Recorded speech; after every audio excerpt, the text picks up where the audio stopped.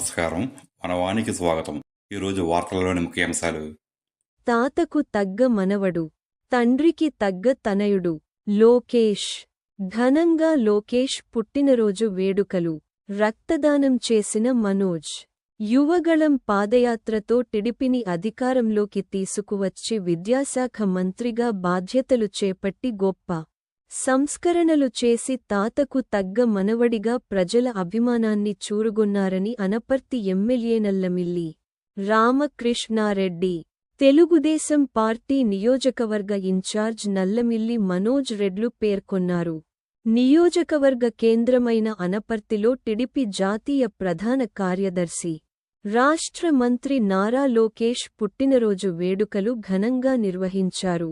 ఈ వేడుకల్లో పాల్గొన్న ఎమ్మెల్యే రామకృష్ణారెడ్డి మాట్లాడుతూ ఎన్టీ రామారావు మనవడుగా నారా చంద్రబాబు నాయుడు తనయుడిగా తన శక్తిసామర్థ్యాలను నిరూపించుకోవడమే కాకుండా జగన్మోహన్ రెడ్డి పరిపాలనను అంతమొందించడంలో కీలక భూమిక పోషించారని అన్నారు. యువగళం పాదయాత్ర ద్వారా ప్రజలను చైతన్యవంతులను చేసి కూటమి గెలుపుకు తీవ్ర కృషి చేశారని అన్నారు. విద్యాశాఖ మంత్రిగా సంస్కరణలు తీసుకొచ్చి విద్యాశాఖను రాజకీయాలకతీతంగా చేశారని కొనియాడారు. ఇలాంటి పుట్టినరోజులు మరెన్నో జరుపుకోవాలని, ఆయురారోగ్యాలను ప్రసాదించాలని కోరారు. అనంతరం ఎన్డీఏ కూటమి నాయకులు ఏర్పాటు చేసిన రక్తదాన శిబిరం ప్రారంభించారు. ఈ శిబిరంలో నల్లమిల్లి రామకృష్ణారెడ్డి తనయుడు మనోజ్ రెడ్డి రక్తదానం చేశారు. అనంతరం కేకును కట్ చేసి లోకేష్ పుట్టినరోజు వేడుకలు ఘనంగా నిర్వహించారు.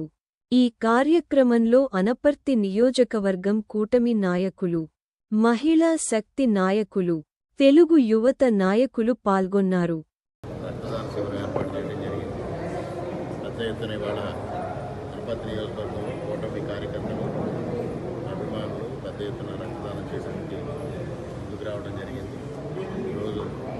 కార్యక్రమాన్ని ఇక్కడ ప్రారంభించుకోవడం జరిగింది.